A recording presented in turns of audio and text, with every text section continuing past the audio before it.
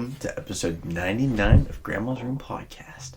I'm Ben, and I'm here with Joffrey today, and we're going to be talking about doppelgangers and the attack of the dead men.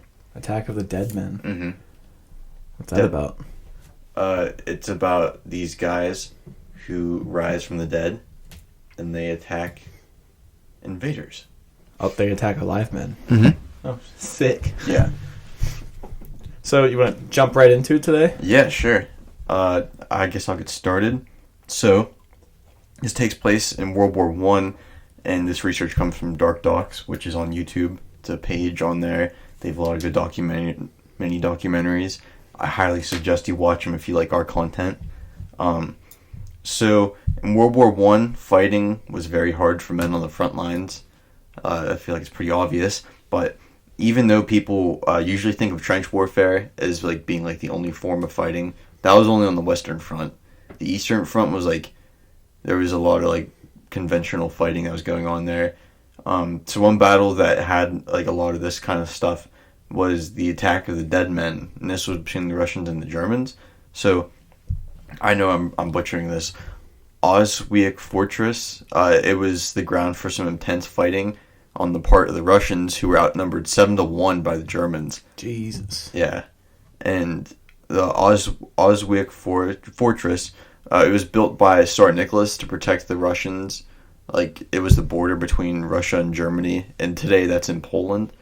But it was built like a while before like World War I broke out, and it was constantly being updated with like state-of-the-art guns and like cannons and shit like that. So that if like something ever did happen, you know, they'd be ready. Mm-hmm. And in summer of 1914, the fort saw heavy fighting from like a bunch of German artillery and soldiers trying to take it. And the Germans were hell-bent on taking the fort. And they made multiple runs at taking it from the Russians. And they weren't like properly equipped. So that this will kind of play in later. After two waves of German soldiers finally broke through the fort's first line of defense, but it took two more to even reach the fort itself.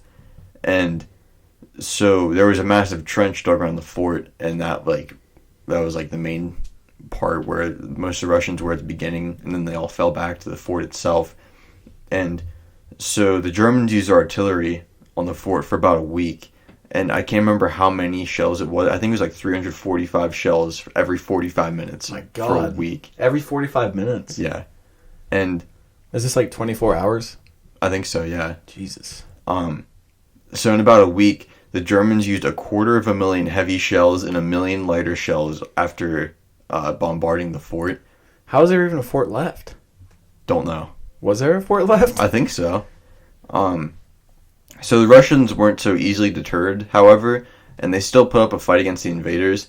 And after they were done shelling the fort, they used 30 shells of chlorine on the soldiers. So, like, if you don't know what that does, that, like, pretty much, it turns your insides into hydrochloric acid, I'm pretty sure. And it's some sort of acid, and it just fucking melts you, pretty much. Is that the one that, like, blisters your lungs and shit? And, like... Well, yeah, like, it literally disintegrates your insides. Ugh. So you just rot from the inside out. Yeah, so their plan was... Because they knew that the Russians, like, didn't have gas masks. Like, the best they have was, like, a rag. And so they knew that, okay, we're just going to be able to walk in here, no problem.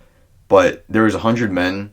they refused to die without like a fight, and they hatched a plan within the war-torn fort to make a counteroffensive on the approaching Germans. So, like, they knew they were coming, and they're like, okay, we gotta think of something fast. This is after the gas attacks? Yeah. How are they still alive? They don't know. Were those guys fucked up by the gas? Oh, yeah. Okay. Yeah.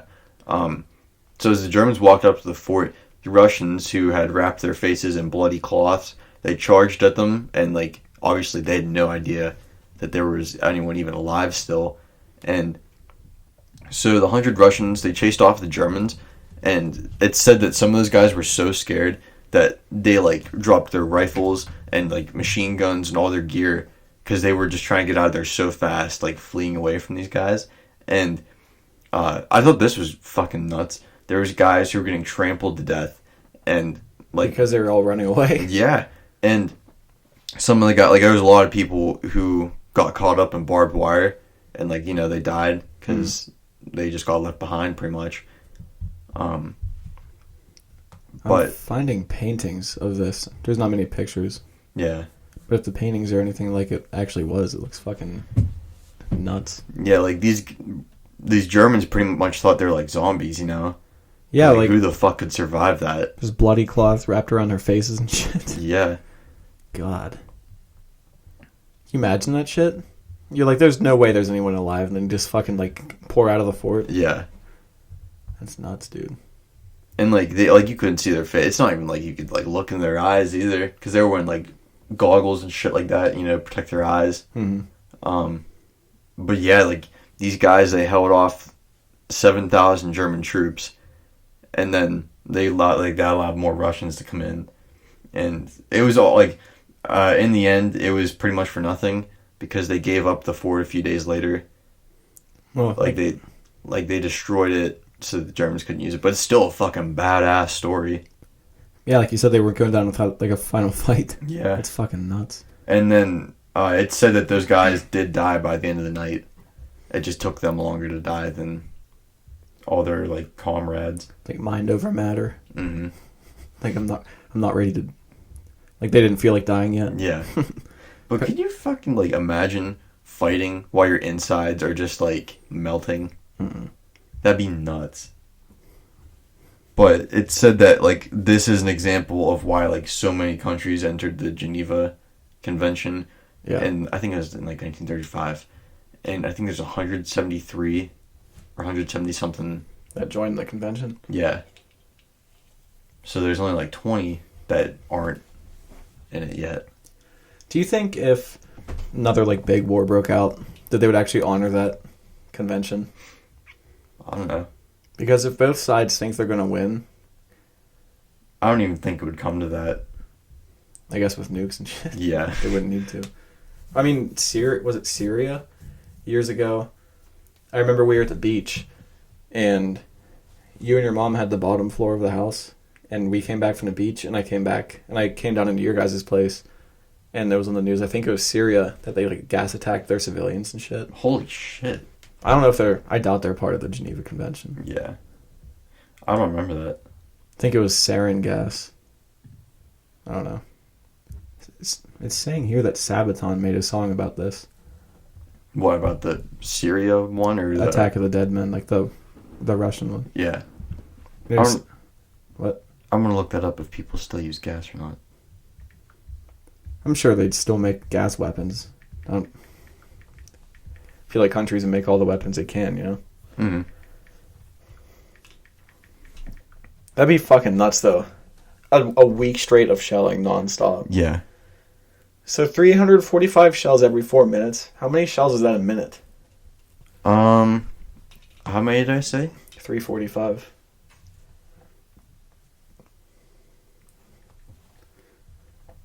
Uh, 7.6. Every minute. Yeah. That's like every 6 seconds. Every 6 to 8 seconds there's a shell being dropped. That's fucking crazy. Yeah. I could not imagine. I don't know how there's any left. What, any fort? Any people or the fort. Yeah. I don't look that up. For a week straight, you would think that it would be like annihilated. Mm-hmm. Unless they were like underground or something and then they came back out. It's still a museum today. Oh, you can actually go there. Yeah. Sounds pretty fucking sweet. If we ever go on international travels, we should go there. Yeah, dude, this place looks insane.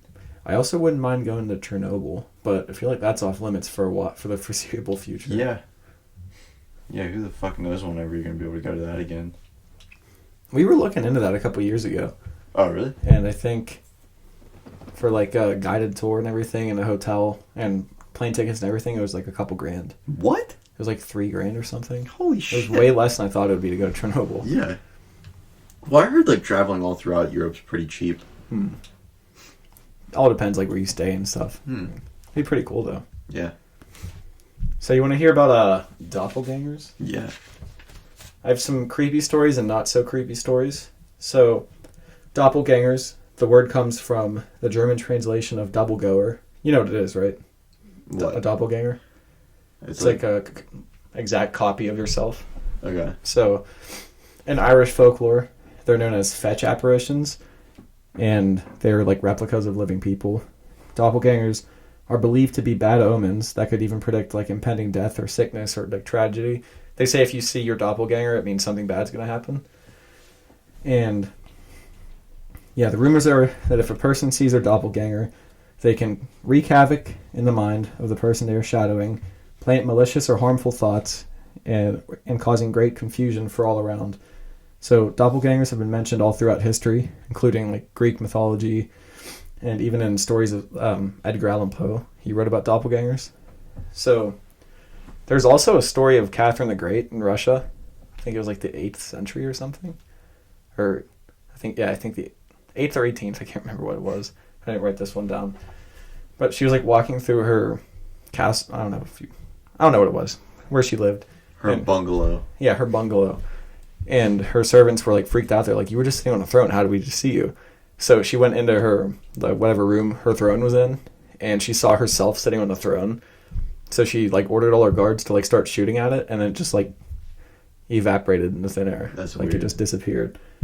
So I have a story screenshotted on my computer. It's called "A Fake Mom Beckoning Her Daughter Away." And I heard stories of like, I'm sure these are like creepypasta stories and stuff. Not the ones I'm going to read. All the ones I have on for this are like supposedly true, but there's obviously no way to like prove them. Yeah. Like any of the paranormal stuff we do. But I heard a story back in high school where this girl was like downstairs and she heard her mom calling her upstairs, and she was like starting to go upstairs, and then her mom was in the kitchen. She was like, "Don't go up there. I heard that too." And like, how fucking creepy would that be if you heard your mom upstairs calling you? Yeah. And then your mom's like, "What the fuck was that?" Because it was like it sounded like her. It wasn't like someone going like, "Hey, come upstairs." Yeah. Like it wasn't like an intruder pretending to be the mom. Oh, that's weird. So I have a story. It's called "A Fake Mom Beckoning Her Daughter Away." So I'm going to read it verbatim. It says, "When I was 9, I stayed home sick from school. I distinctly remember that I wasn't actually sick, simply playing hooky to avoid bullies, as I did a lot around that age. I awoke from a nap, turned on the TV in our living room, and scrolled through some channels when my mother suddenly leaned over the bar and stared at me without saying anything. I had been awake for a few minutes at this point, so I can't rightly blame sleep paralysis for all of this. Now, whatever this thing was, it was entirely identical to my actual mother. It sounds weird to describe, but it's as if the only difference was that this thing pretending to be my mom had never felt a single emotion in its life. It was unsettling. It beckoned me, and I attempted to talk to her as I would my mother. She kept beckoning, refusing to answer, and that's when I sensed something horribly wrong. Naturally, I started screaming at this thing to answer me. It just kept beckoning. I bolted, running out of the room and into the yard, yelling for help. My mother, the real one, had been working in the yard and came rushing over. I told her what I'd just seen, and she soothed me, with easy explanations that it must have been a fever dream, but thankfully stayed by my side the rest of the afternoon as I was a nervous wreck." The real one. Yeah, she's a real one. But what would you do? Like the I mom probably leans wouldn't go over back in that house. and just fucking staring at you, like doing this, what, with no emotion on her face at all, not saying a single word, like making no noise. That's probably one of the times, like these doppelganger stories are so fucking creepy to me, because there's stories of them, like there's stories of people seeing themselves. They'll just see them like pass through the hallway, and then they'll like go into the hallway and be like, "What the fuck?" and no one's there. Mm-hmm. But it was them that they saw. So imagine you're sitting, say you're at our house at night, and you see like something moving out towards the bathroom, and you see yourself standing there, and then it like walks back and it's just gone. I would probably go to your gun cabinet. It's one of the things that would probably actually make me lose my mind. Yeah. Like it's so creepy to me. Just like you think you're home alone, and then you see yourself, and then it doesn't make any noise, doesn't say anything, and just like walks away. Or even like your mom. She's at work, and she's just like in the hallway like looking at you. And then your mom calls you. She's like, "Hey, can you get like the chicken out for dinner?" Yeah. So the next story came from truehorrorstoriesoftexas.com. The storyteller's name is Jose, So in 2009, Jose went to Pascagoula, Mississippi to visit his sister. And while he was there, he took tons of pictures with his phone of his trip because he was having a good time, but he wound up dropping it and breaking it. So his phone was like broken. He didn't have a phone. It's not like he just cracked the screen, like it was destroyed. Yeah. I don't know how far he dropped that thing. Must not have been a Nokia. I was just thinking that. So he had to use his sister's phone to call the phone company and order a new one. And he got one sent to his home in Texas. This is one of the not creepy stories. This is just Odd. Yeah. So he was without a phone for the rest of his trip until he got back.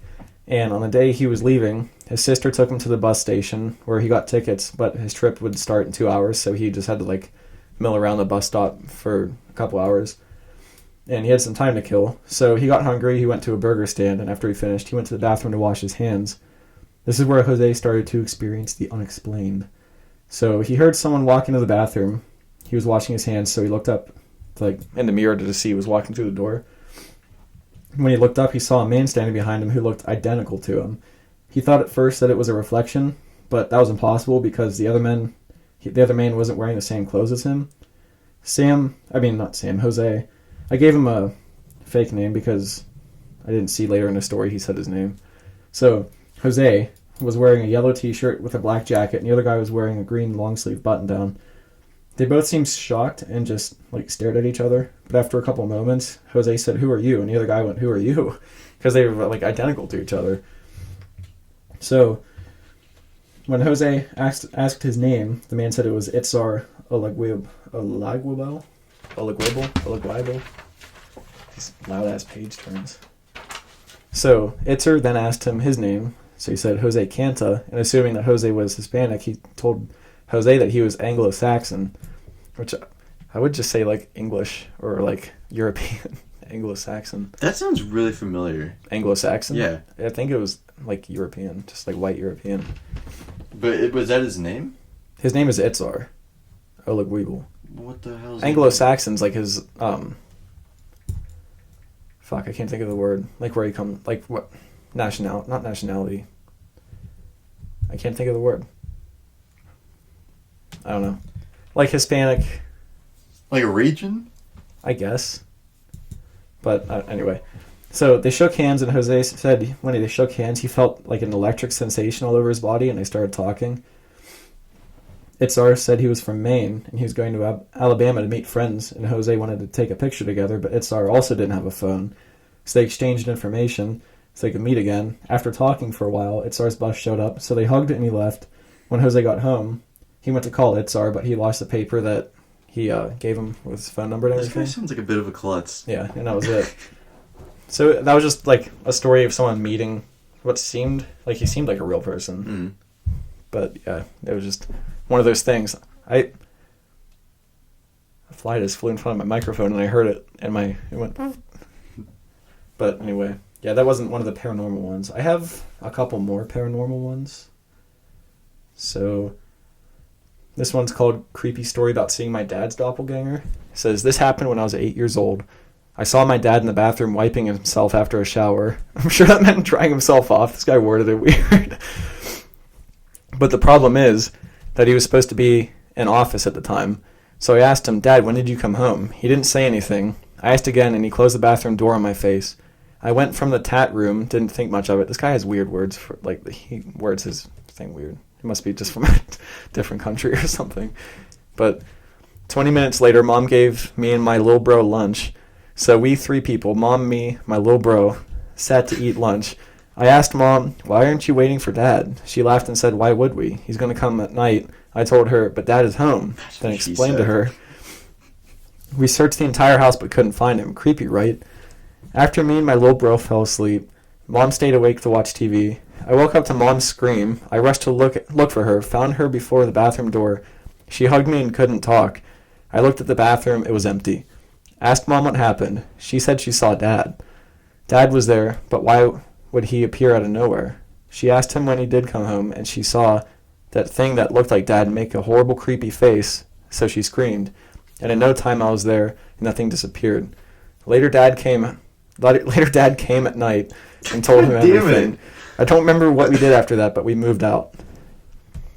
So there's also like implications of doppelgangers being like a demon or a spirit, like just taking on the form of someone you know. Yeah. Hence, like, it made like a super weird face. So, I have another story. This one's pretty fucking long. What the fuck?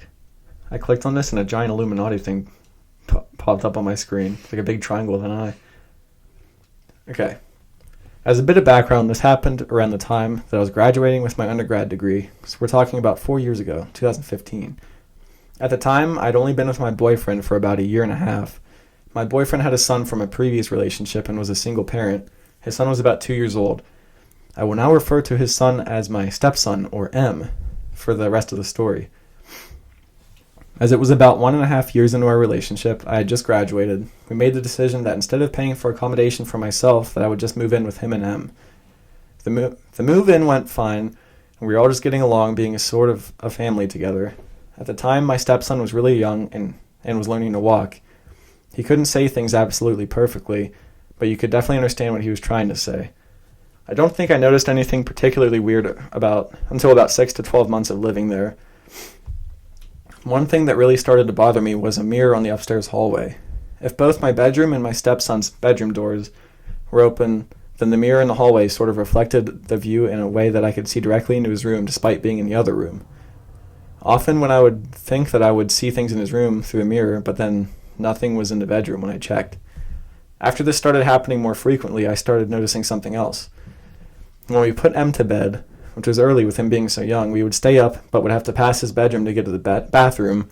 When I was passing, I would sometimes stop by his bedroom door just to check if he was unsettled, and I would occasionally hear him whispering in his room.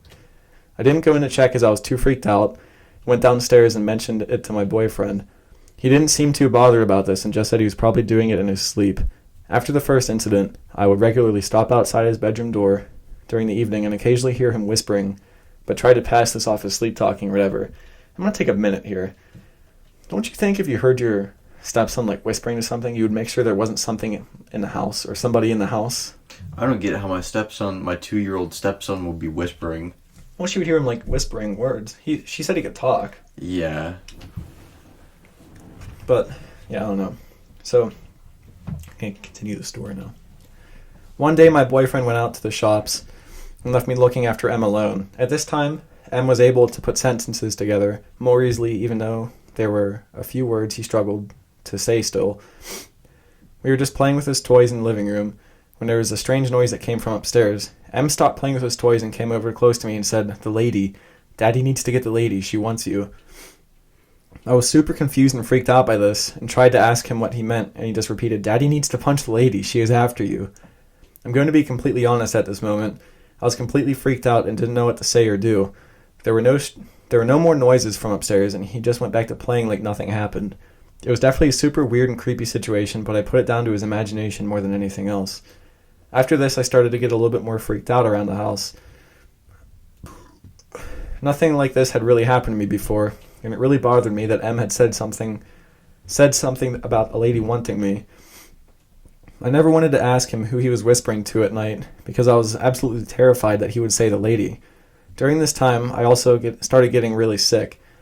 I remember for a period of about 4 months after this, I was frequently ill and sometimes unable to leave the house. I don't know if this was associated with the lady at all. I was extremely weak and visited the doctors regularly, but they were unable to understand what was going on and what was making me ill. Up until now, my boyfriend had brushed all of this stuff up, but one evening, I and M had gone to bed early and my boyfriend was in the living room playing games on his computer. He said it was fairly late and he was getting tired when he glanced directly across the room, to the bottom of the stairs, where he saw me just blankly staring at him.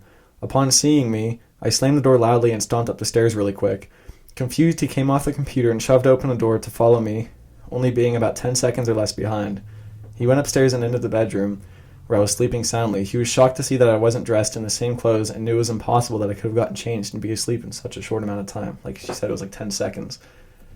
The next day, he seemed really strange, and after continuously asking what was up, he told me the entire story of what he had seen the night before, and understood that although it looked exactly like me, there was no way it could have been. After that day, we were both pretty freaked out in the house, and ended up moving pretty promptly, where we've not experienced anything quite like that since. So, the whole time the kid was whispering, this made me think, the whole time the kid was whispering, it must have been to the thing that looked like her, but he didn't say, I'm whispering to you. So, like, was the kid seeing something different than they saw?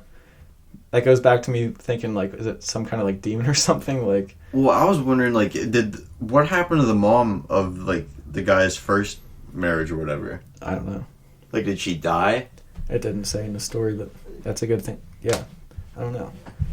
But it's weird to me that, like, you'd think if a kid was seeing something that looked like you, he would be like, I'm just talking to you. You know what I mean? Yeah. Like, so that made me think he was seeing something different. And if it was the same thing, that kind of goes back to, like, was it like a mean ghost? Mm-hmm. Like a mean spooky spookster? So, no. And then it also overlapped with the doppelgangers that, like, you see them and then you start to get sick. So if it was in the same house, that could mean, I don't know. I don't know what it means, but it's a connection. I get what you're putting down. So I think I have 2 more stories. This one doesn't have a name. It's not like there's no title to it. It says, my freshman year of college, I had a couple of friends inform me that there were a couple of girls who looked exactly like myself and one of my close friends. They also had similar mannerisms. Example, I always swung my lanyard keys around my finger, and my doppelganger apparently did as well. I didn't quite believe them, just thought they were drunk assholes. Fast forward to the next year, I have a friend asking me about my new boyfriend. Note, I'm very definitely single. I asked what she was talking about, and she swears she saw me walking upstairs holding some dude's hand.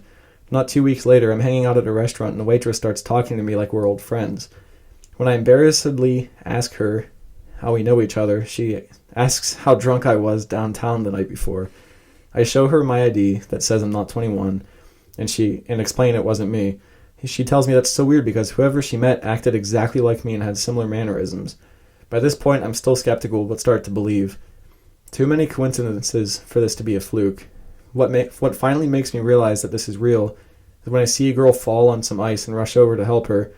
When we get a look at each other, we both go wide-eyed and freeze. She looks exactly like my close friend, and I assume I look exactly like her friend.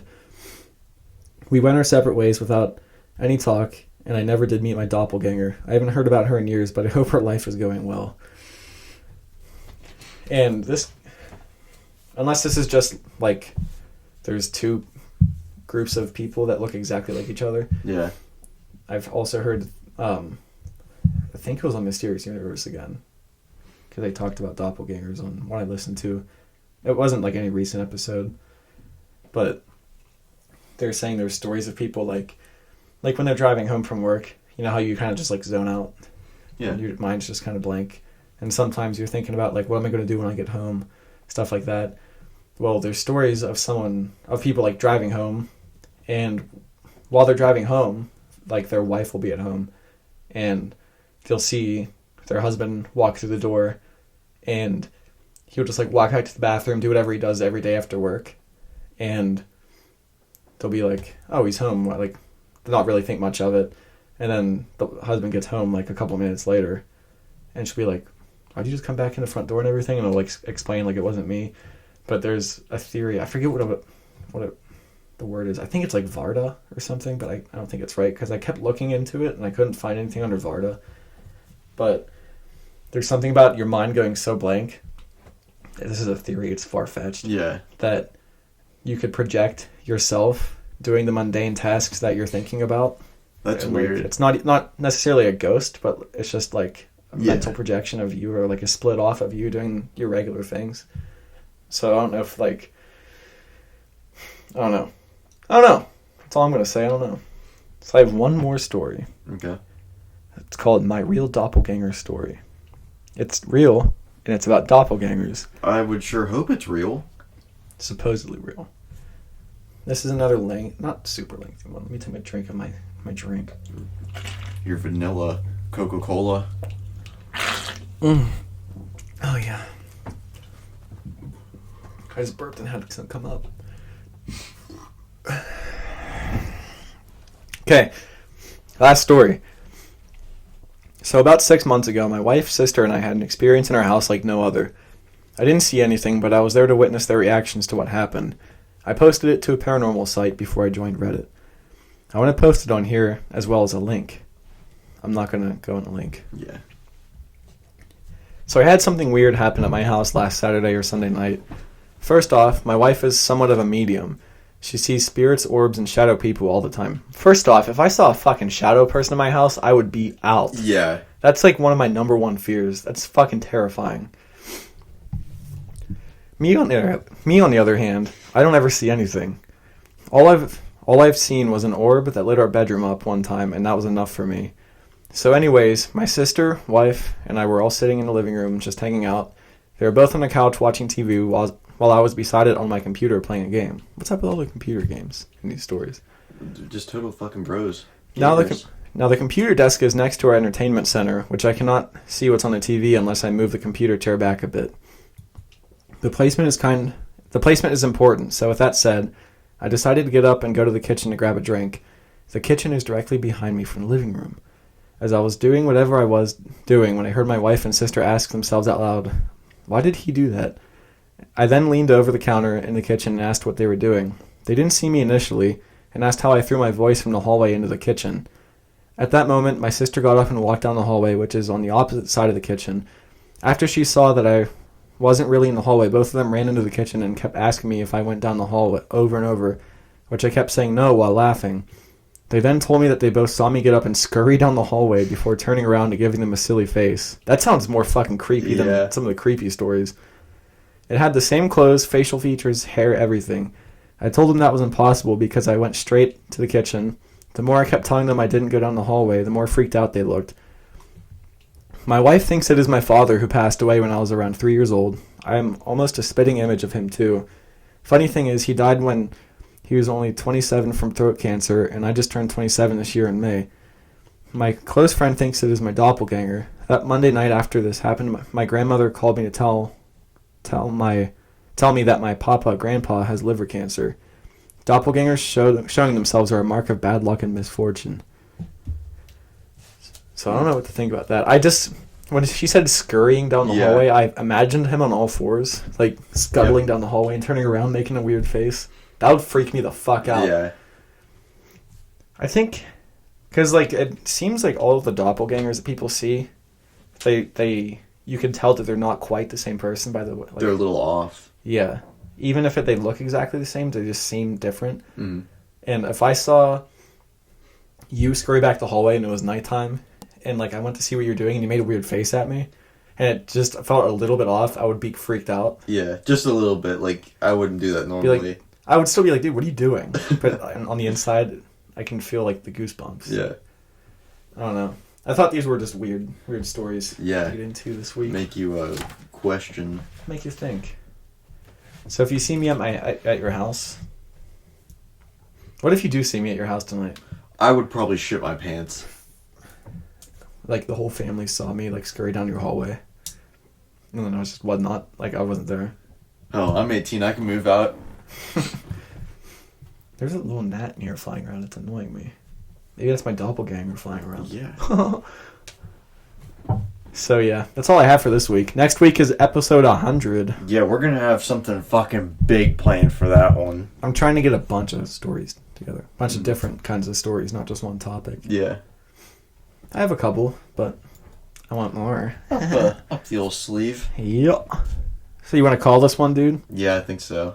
You can watch our video on YouTube and Rumble, Grandma's Room Podcast. Follow us on Instagram and Twitter at Grandma's Room Podcast. On Twitter, we're room_grandma.